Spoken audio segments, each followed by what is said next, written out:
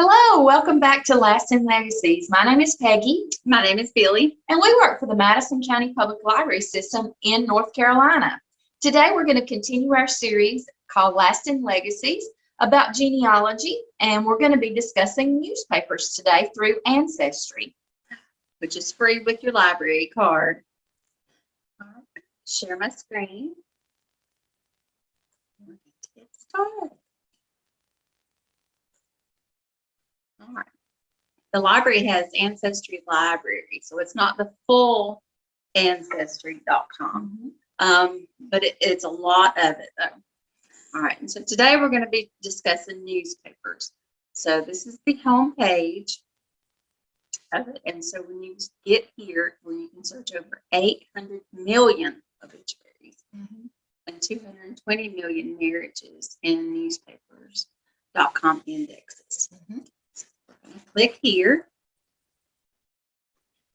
and from here it tells you 1800s to current. That's a long time. That's a lot of newspapers to search through.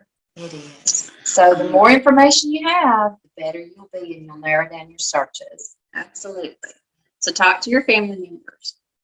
Very important. Yes. All right. And so Peggy has somebody that she wants to share with us today. Okay.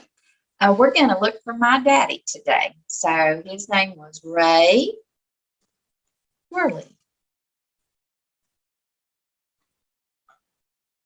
Let's see. Go back up here to location. He lived his whole life in Madison County. So click right there, and we'll go down and search for him. So here it is, what Billy said, very important to talk to your family members and different people so that you will get as much information as possible. So I know my dad was born in 1927. So that's the year that we're looking for about the birthday. So the first one that says about 1931. So I know that's not him. So the next one is Ray David Worley. My daddy didn't have a middle name. I know this Ray David Worley. He was a wonderful person, but it's not the one that I'm searching for. The next one down, the third one down, says he was born about 1927. So I figure that's probably my daddy. And if I go on out and look under relatives, I see my name. It says Peggy Sue. Yeah. So this is probably the Ray Worley that we're looking for. So if Billy will click on the view record, we'll look and see.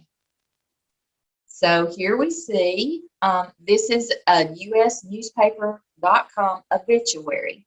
And I know my daddy died on December the 21st, 1994. So this gives you some of what is in the obituary. And this is my daddy. You can see my name and both of my brothers' names there, plus his brothers and his sister's name at that time. So this is the record that we are searching for, Billy. Very good. Yeah.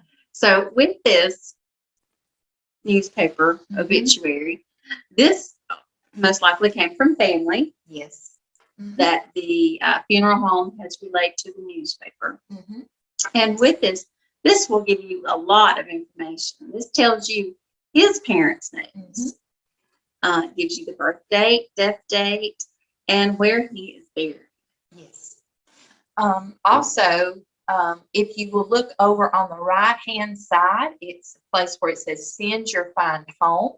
And you can see, you may not be able to see it. Mine and Billy's picture is sort of right there, but it says send document, and you can actually send that to your email.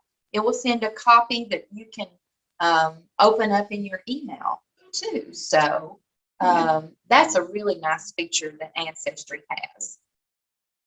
And that way you don't have to print everything off. Right. You can just save it to your own computer at home. Also, one thing I want to point out is on this side, it says suggested records, like Find the Grave, which we'll be talking about in another part of this series.